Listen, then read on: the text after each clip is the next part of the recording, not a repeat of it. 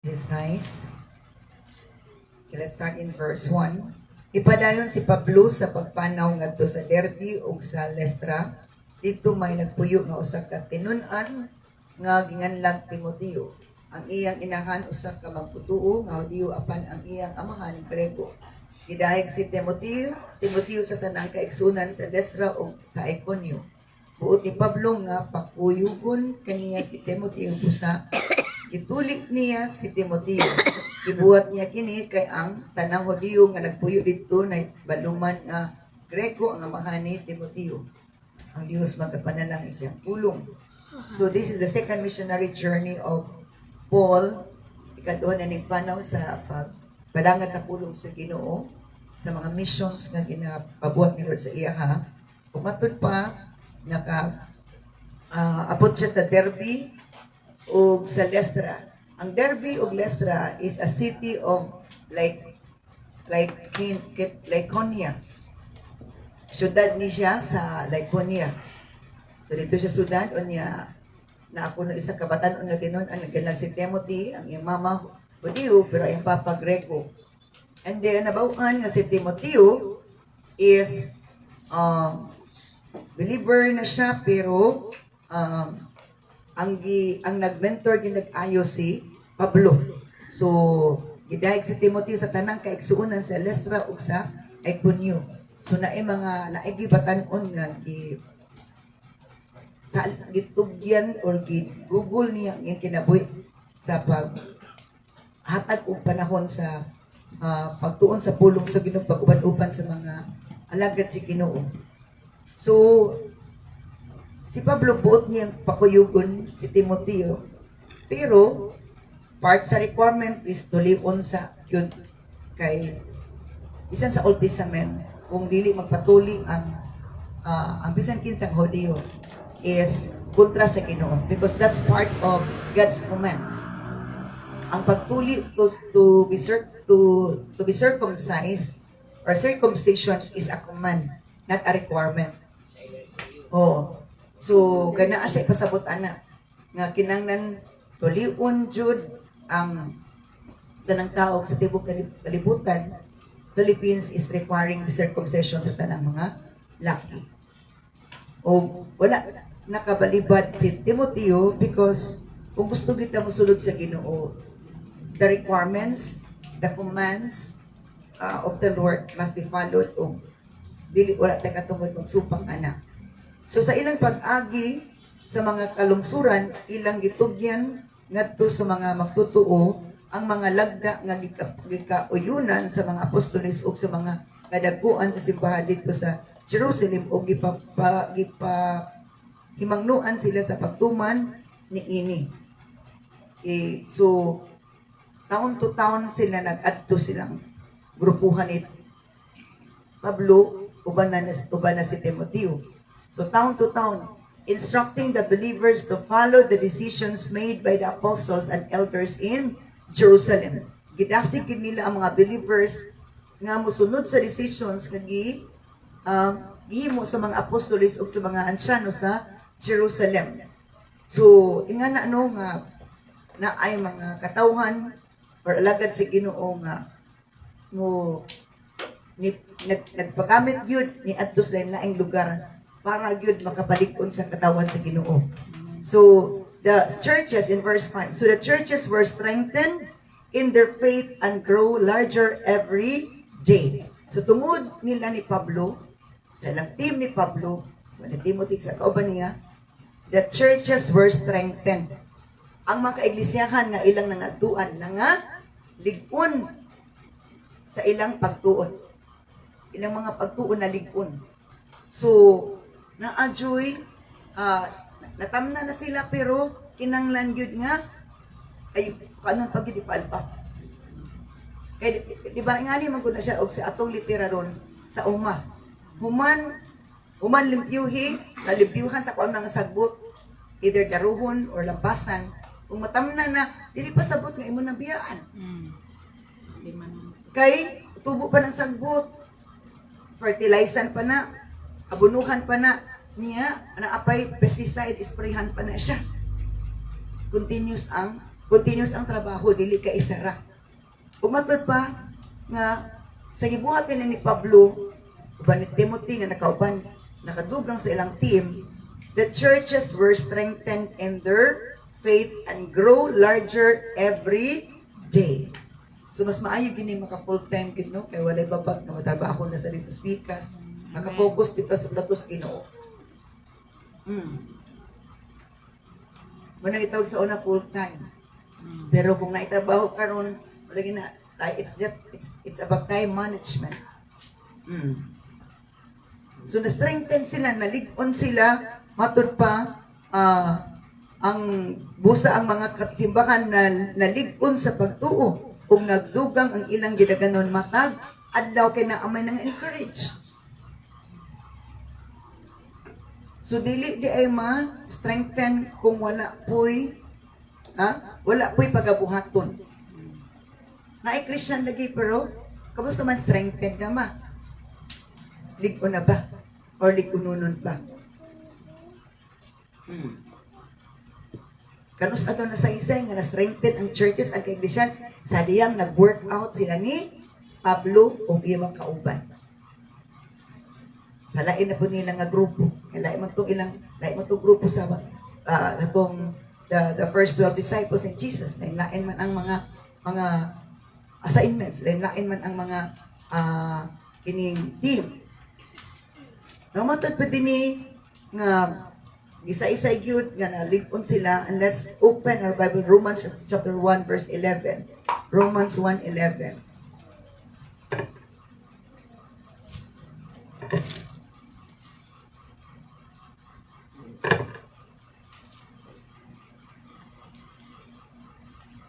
Romans 1:11.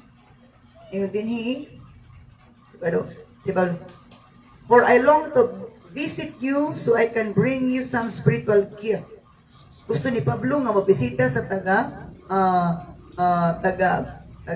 Roma, atod pa aron magdala kaninyo sa espirituhan ng gasa that will help you grow strong in the Lord.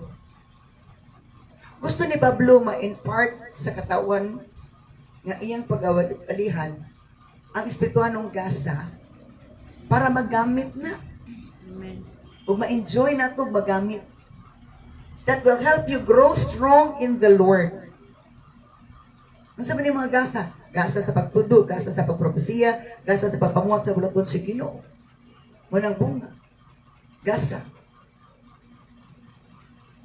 So, muna nga kung naatay, desire nga mutabang sa bulaton, nindot na siya nga tinguha. Ug nindot ang effect anak kung atong buhaton. Kay from desiring, wala pa may bunga ang desiring. Anak naman mo bunga na kunay aksyon. Kaya ang desire na pa masibukasing-kasing ko na una. Kung tama na ta sa desire, walay aksyon, madili pa siya magkabunga. So, muna nga, gibutang sa Ginoo sa kasing-kasing ni Pablo, iyang katim, ang kabugaton sa pagpamuhat sa bulaton si Ginoo sa diya nga ilan ang gibuhat nangalig-on ang kaiglesiyahan. Muna usahay nga atong maobserbahan bitaw no. Nanay exist nga Christians or churches. Makatawon si Ginoo. Pero sa diya nga padalaan sa Ginoo, empowered, anointed, the servants of God, anak pa sila nakasabot, anak pa sila nalig-on.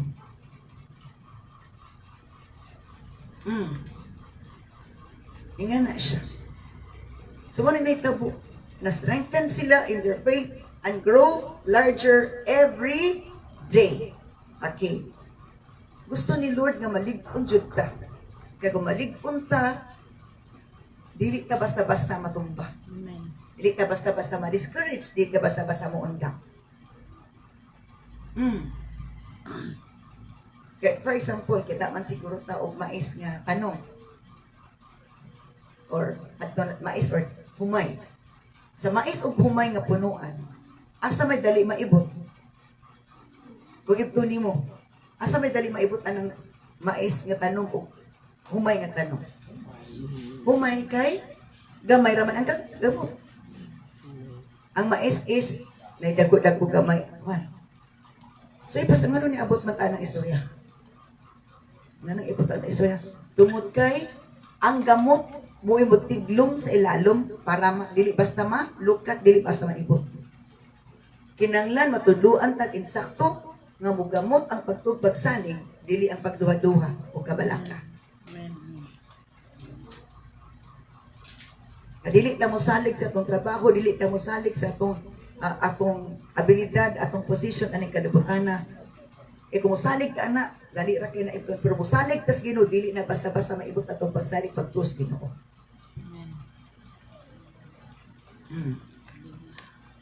Our trust must be in the Lord, not in our work, not in our position, not in our title. So, nga na ay nag-exist ng mga simbahan, pero dili sila nga na kalig-on. Halig-on lang sila nakasabot sila. That is why let's proceed to Ephesians 3:16. Ephesians 3:16. Ephesians 3:16.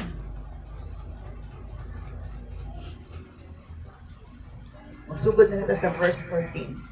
When I think of all this, ako ning na inumduman, I fall to my knees and pray to the Father. Ingon si Pablo. Sa nahibaw anak ko ni nagluhod ko, matud pa, o nagampo ko sa Amahan, the Creator of everything in heaven and earth, nga magubuhat sa tanang butang, diris kaributan o sa yuta. I pray that from His glorious, unlimited resources, He will empower you with inner strength through His Spirit. Ang atong inner being ma-empower mo na malig-on ta. Amen. Ang atong pinakailalom ma-empowered matud pa through His Spirit. So, si pasabot ana. Kung sige nang takadungog sa pulong sa Ginoo, di na to ma-feel ang presence sa Holy Spirit. Dili pa ta malig-on.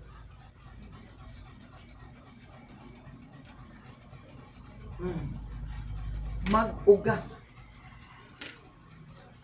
Bisan pagtambok ang yuta, tambok ang mais. Kung di na ulanan, ang sabay epekto anak. Laya o apekto gyapon sa growth. Wal kung gidungan sila tanom, at dungan sila tanom sa lain nga dapit. Ang pikas nga luti, ang pikas nga uma. Pareha ra nga variety, pareha gyud abunuhan. Pero ang pikas wala ulan ni, ang pikas giulan. Asa may tsada og bunga tubo. Katong walay ulan-ulan o giulan. Okay, what does it mean? Unsay pasabot anang ulan? Nabubuan sa Espiritu Santo.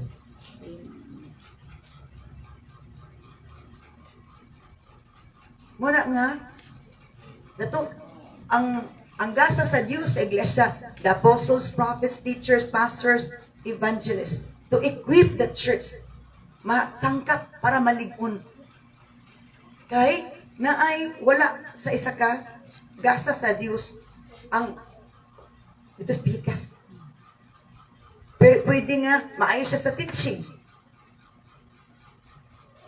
Pero sa ang pag-move sa Holy Spirit dito sa pikas po, grabe po siya mag-challenge. Mag-move ang Holy Spirit dito sa pikas, more on teaching ra.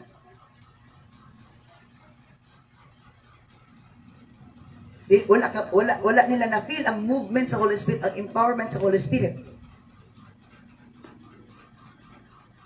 So, muna pag-abutan ng experience, adunay kabaguhan o magpaad-on na sa ilang pagsalig, magpalig-on. Okay, more on teaching, it's more on word. Without the presence, without the move of the presence of the Holy Spirit, it's enough. But it's not enough. So, nga dini nga ma-strengthen sila ang ilang inner being through the Spirit of the Lord. Kulang ang atong experience, ang atong pagtubo. Kung igo na tayo tuos sa Holy Spirit, pero wala ta katilaw unsa di kagahom, gamahanan ang Espiritu Santo. Halos believers, tanan nga denominations, nagtuog Holy Spirit. Pero wala katilaw unsa ang kanindot, ang ka-powerful sa move sa Holy Spirit. Munang pag-abot sa preachers nga ingana nga nag-impart sa power of the Holy Spirit. Lahi ang level kay mura pag nakagamot og dugang naulanan og naka-feel sila freshness sa ilang inner being.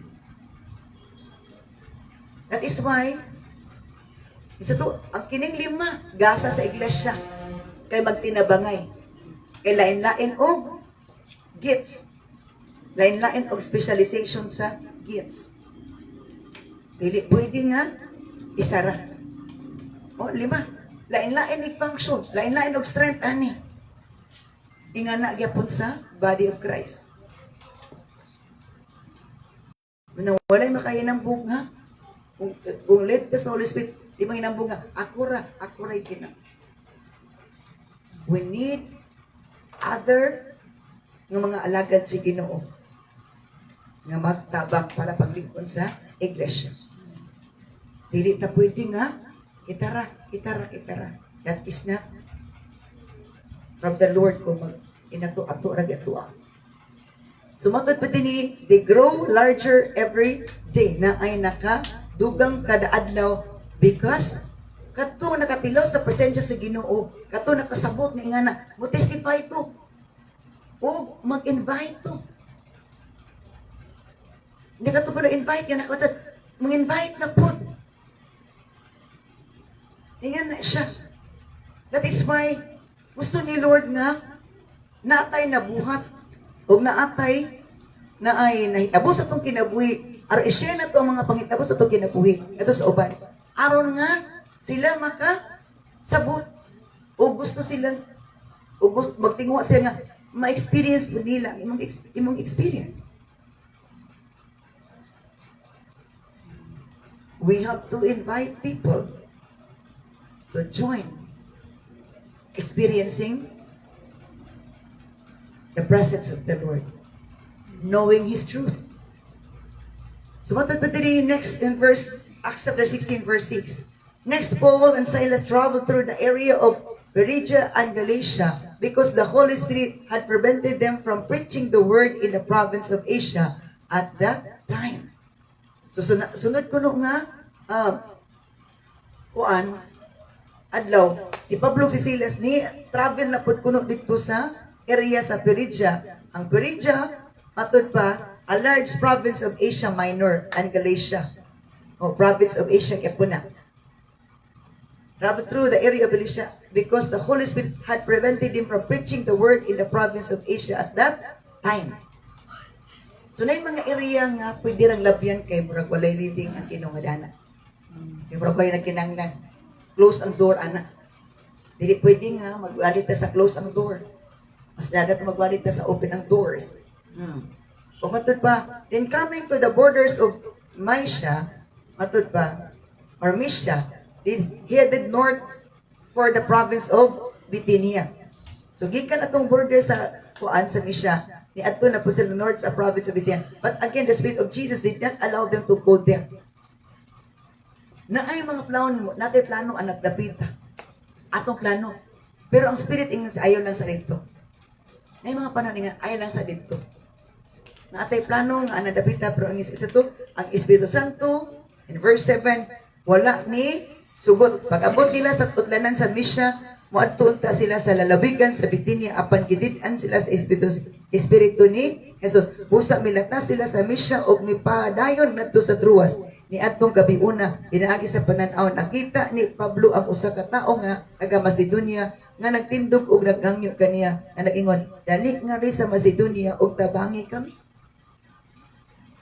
Nganong wala gilabyan ang nila mga dapit. Kay walay nagkinanglan nila to dapita. Daghan tao pero wala sa gikinanglan. Close ang ilang doors. Close ang ilang hearts, ang ears, ang heart of mind. So kung bato sa ito, sayang. So moto nga anang gabi una nakakita si Pablo pananawon nga naitaw gikan sa Macedonia nga naghangyo nga ali diri sa Macedonia kitabangin ni. Dito ang open door. Dito sa gikinahanglan. So na ay wala mga naani gathering sa kuan ito. Naani katawan si Ginoo. Pero nanginahanglan sila mutabang pa nila. Ang ilang spirit nag-cry out nga more pa. Gikan sa empowered by the Lord.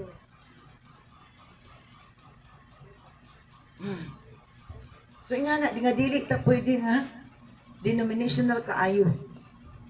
Nga kitara. The body of Christ is open for help. It's not limited. It's not ingani ra siya. So we decided to leave for Macedonia. So buto decision sila nga mubiya na sila para moadto sa Macedonia at once having concluded that God was calling us to preach the good news there. Natay mga plano. Pero ang kabugutot sila may matuman. Ngayon ako sa una, grabe ang akong heart para sa Aurora. Pila ka syudad, pila ka probinsya mo labihin.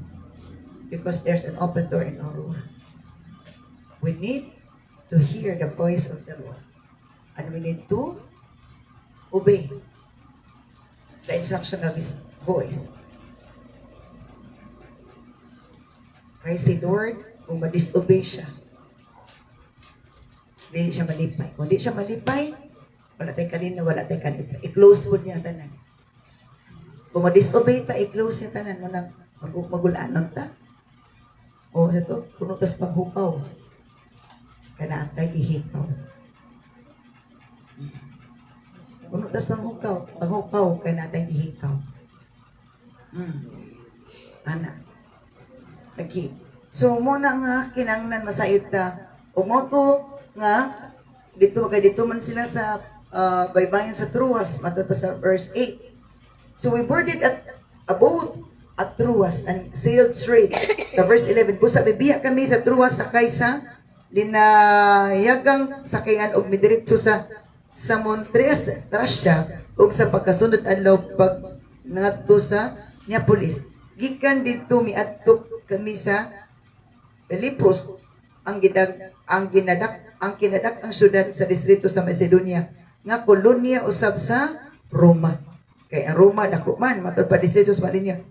Nagpabilin kami pipila ka adlaw nitong syudara. Adlaw ipapahulay mi gawas kami sa syudad ug miadto sa dapin sa suba kay naguna-una man kami nga dito may tigumanan sa mga diyo alang sa pag-ampo na ako no'y prayer meeting. Matod pa. So niadto sila dito dapita sa baybay. Matod pa dito sa kanang aglang ipapahulay. Kaya nagkuhan siya nga na prayer meeting dito. And we sat down to speak with some women who had gathered there. Sa prayer meeting, daghan kuno mga babae. Nagdigo. Dito sa baybayon. Oh, naglingkod nang lingkod kami og nakigsulti ngadto sa mga babae nga nagtigom dito. Asa gitiguman nila? Prayer meeting. Daghan mga babae nagtigom sa prayer meeting. Daghan mga babae. Sa ato pa, majority babae ang mga laki wa. Unsa kay gibisihan sa mga laki? So ingana, kung tanaw na to, lain to itong, pero kung body of Christ, walay restriction dapat kung nakasalbot ta sa prinsipyo, konsepto sa Espiritu Santo. The law of the Spirit, there is liberty or there is a blockage na ikagawasan. Kung isa ipadala sa Ginoo, kadumdum ko before atong traidya na itabo sa Manila. Ay taga diri sa ato sa Mindanao ipadala dito. Nga inon sila nga magtigom ang mga pastors ito kay magampo mo na. Pag-abot dito sa Manila, babae man to, ang giingnan. Gipangitaan sa credential. I-question ng iyang kuan ang iyang pagkaalaga. Yung babae pag yun, wala nito. Yung babae. Nagpadala siya dito para idasi kung mga tao, magtigo, mag-ampo mo naman. Wala siya tuuhi. Pagbiya niya, pagka duha ka adlaw kita na to, nahitabo ang tragedy or disaster. Why? Kung dili ta kabalo sa Espiritu Santo, dili ta kasabot sa purpose sa Holy Spirit. Because more on sa to, logic, overthinking of our earthly principle, earthly nga, kalibutanon nga analisar, kalibutanon nga panghuna-huna. Dili na sa espirituhanon, dili na from the Spirit. Dili kita mo patuo. O patuo sa mensahe sa Ginoo. Sa to, kung dili ta mo patuo, is ang Diyos magpadangat sa iyang hukom. Magpadangat sa iyang hukom. Kaya mo lagi na ay mga restrictions ang tao because of denominational concepts. Pero itong mga alagad sinong na ang Holy Spirit, open sila as long as they have the confirmation and affirmation that it's kanana, tawana, alagad yun as Ginoo.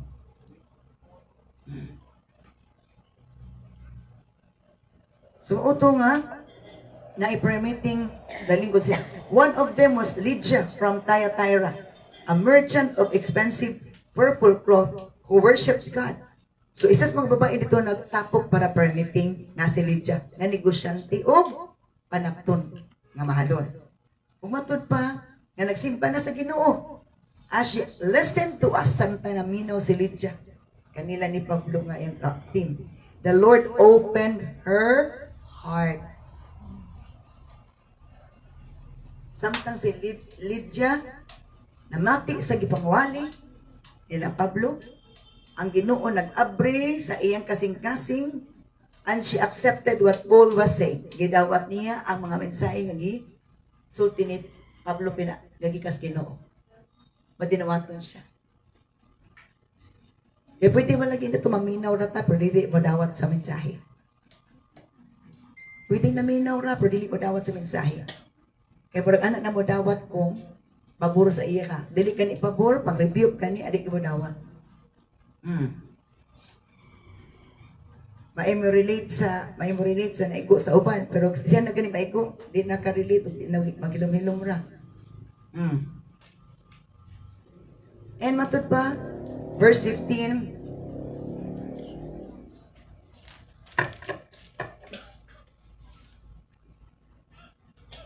o gibunyagan siya og ang tibuok niyang panimalay. Unya iya kaming gidapit diri kamo abot sa akong balay. Kung giisip ninyo ako nga tinuod nga magtutuo sa Ginoo o wala gayud siya pabalipan. Imagine na. Ato makita nga si Lydia, uhaw jud kaayo ang iyang kalag espiritu. Kay uhaw kay ang kalag espiritu na mati siya kaayo, gi-open kini ang dalunggan, gi-open ang heart of mind. Nasabtan jud niya ang mga pangwali. Imagine na, kaghan man siya, nagani sila. Pero na-mention og ayo si Lydia ra. Okay? Siya'y nakapag-capture sa heart and mind sa Ginoo. Og na special mention siya among the women nga giinginan diri. A special mention ta ni Lord, depende sa atong pag-respond sa iyang word. Dagan babae, pipila to ka babae. Pero isa rin na mention, si Lydia ra. Kay nakapahimuot siya sa Ginoo. Kay gi-open daw niyang heart ug nakasabot siya sa mensahe ni Pablo. Ug gani, kay uhaw man kay siya, naghangyo siya nga pabilin sa silang Pablo dito. Kung giisip siya nga kauban nga magtotoo. Wa gid siya nagpabalibad. Nga naman, ang taong uhaw dili laayan o paminaw. Pero wala ta giuhaw. Pila lang kami 10 minutes laayan na ta, gusto na ta mahuman. Remember, Obserbahi gani inyong mga Christians nga uhaw sa pulong sa Ginoo, mga pausanon. Grabe ang pagtubo. Grabe ang changes. Galamiton. Maminaw ta, namay po maminaw, mamantay lang. Mamantay sa sayo. Ang iya nagkakabantay, marag itong sayo. Ba't sayo po ito kanina yung wali? Yung grammar, sayo to. Sayo to. Pulos lang kit sayo pagkabantayan. Apoy ba, ang iyang kabantayan. Kadto yung maminaw, rin sa espulo, iya i-capture ang message ni Lord. So, sa naitabo, nagpabilin silang Pablo sa balay ni Lydia kay wala man ginagbabalibad si Lydia.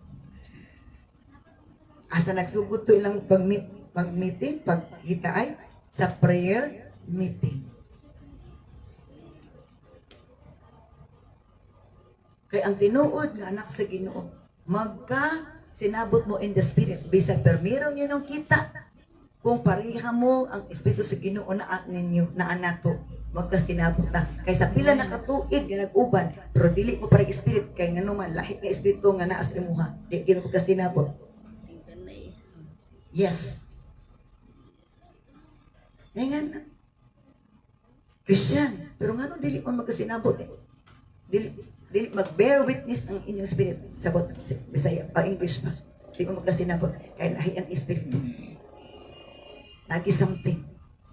Isa na garbo. Isa na pretentious spirit, nagpa-pretend. Daghan na siya nung pero na humility, kung na humility, humble, na po'y love, magkasinabot. The law of the spirit, there is liberty, there is freedom. No time limit as long as God is moving and doing. In the law of the spirit, there is no time limit. But God moves in mysterious ways. So mauna nga, aning journey nila Pablo dito sa Dapita. In verse 16, matod pa, one day as we were going down to the place of prayer meeting. So dali panaog na sila gikan sa dapit sa prayer meeting. We met a demon-possessed slave girl. Kumanas sa prayer meeting. Ila ko nung natagbo ang demon-possessed girl. She was a fortune teller who earned a lot of money for her masters.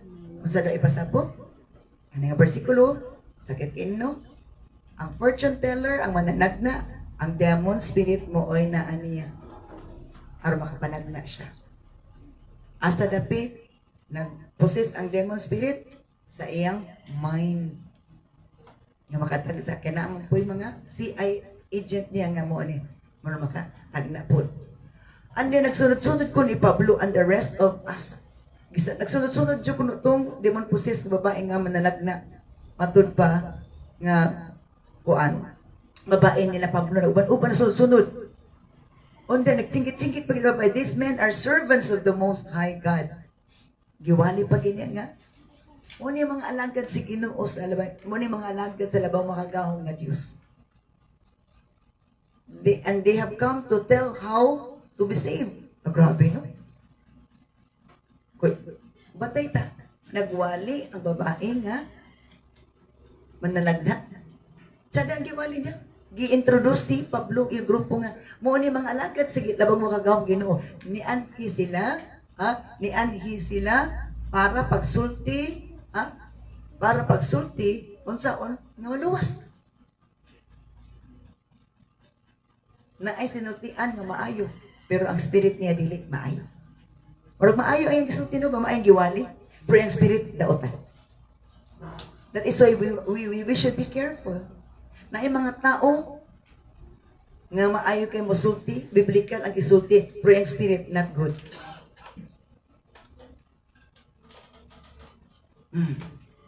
Careful ta. Maayo kay mosulti, maayo kay mosulti. Pero ang iyang kasi ang espiritu niya dili mao dili as Ginoo. O tanaw na to sa this went on day after day, kasunod-sunod gyud kada adlaw nila Pablo. Si Pablo naglagot na si Pablo. In verse 18. Verse 18. Og iya kining gibuhat sulod sa daghang mga adlaw hangtod nga gisamukan si Pablo og milingi kaniya og giingnan ng espiritu. Sa ngalan ni Jesucristo, gula gikan kaniya og migula dayon ang espiritu. I-cast out ni Pablo ang daotang espiritu atong manalagna babay. Nagsunod-sunod. Nagi-endorse sa fortune teller manalagna babae nga sila Pablo ug ikauban mga alagad si Ginoo nga nag-abot sa ilang dapit para magsulti kung unsaon nga maluwas. Take note of that. Maayo ang isulti, godly, biblical, pero ang espiritu, di maayo. Careful ta.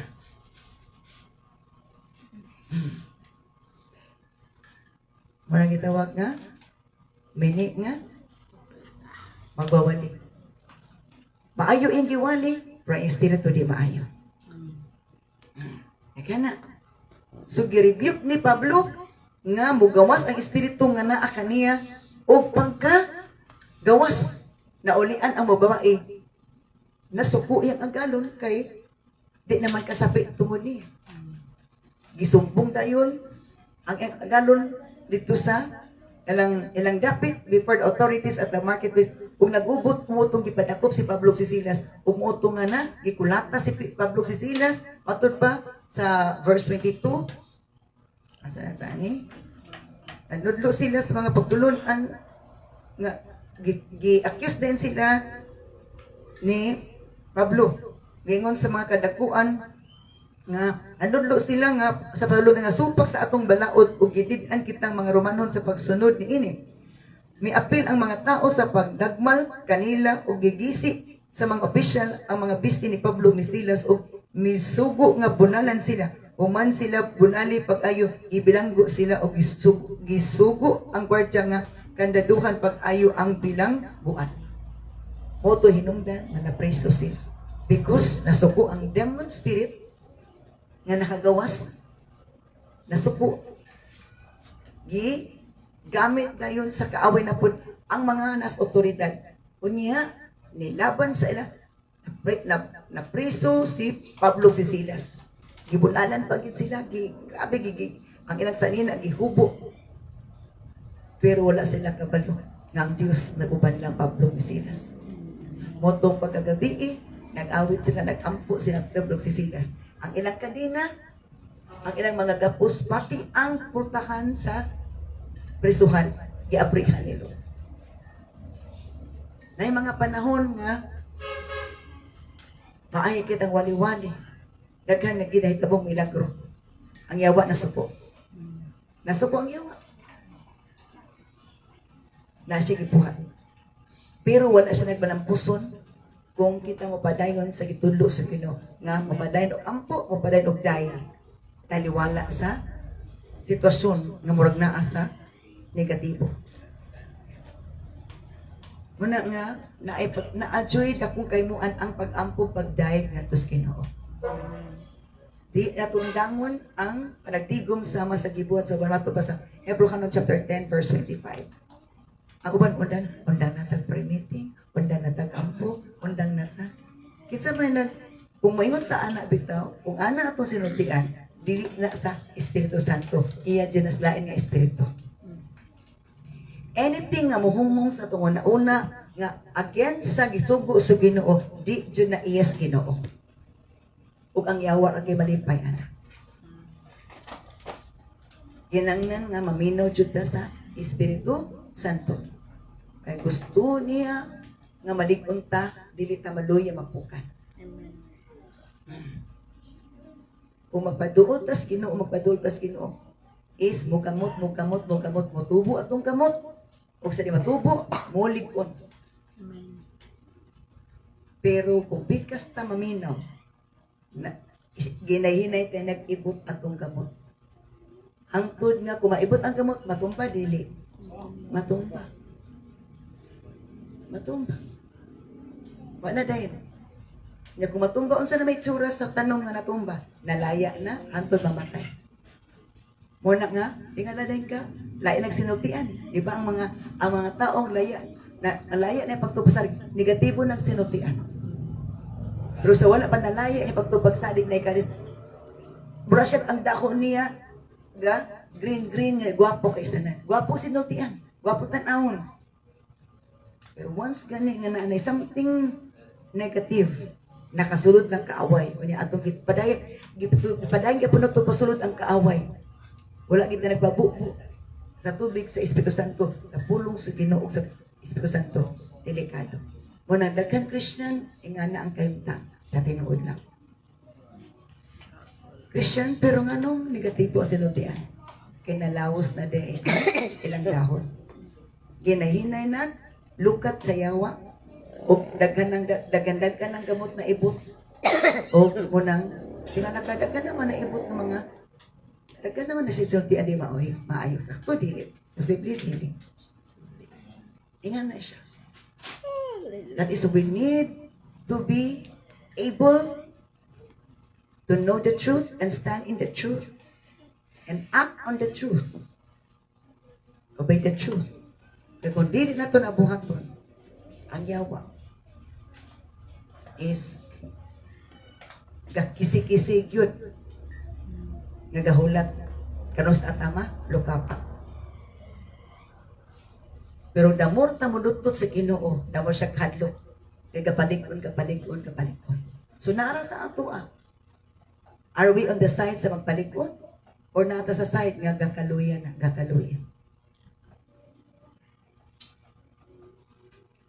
As we build ourselves in prayer, in praying, in interceding, in being courageous.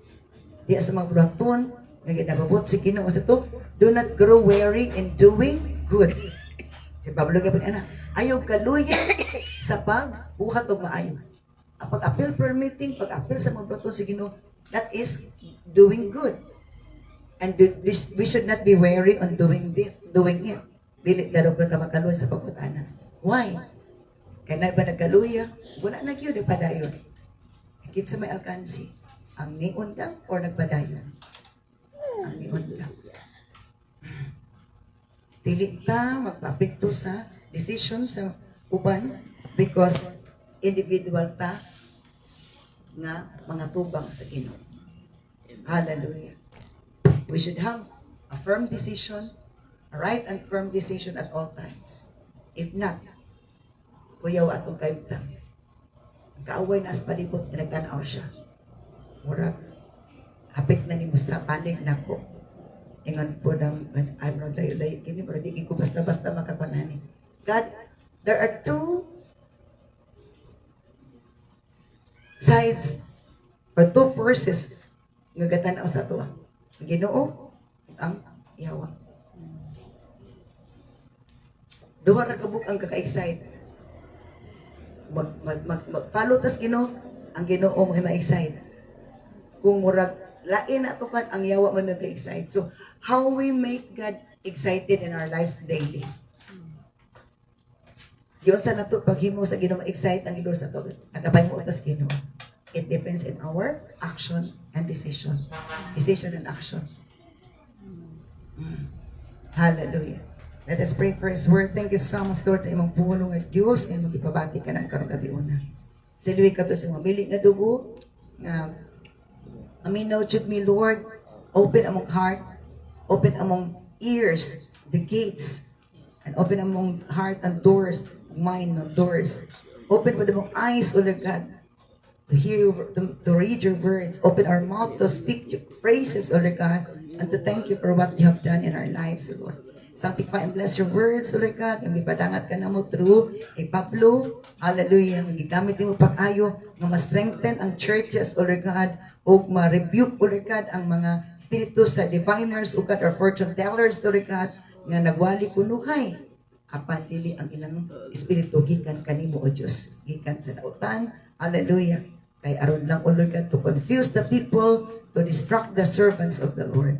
Salamat, O Diyos, nga mapulong, masaptan pag-ayo, o kini, O Diyos, magbunga diya sa pag-ila, sa pag-discern, sa kind of spirit, O Lord God, nga nagasugti sa mga pulong, ugad kung iya pa kanas, nimo og iya pa sa dautan ni Espiritu, Lord. Salamat sa tanan, dalay ko ni kasway katapusan sa ngalan ni Jesus.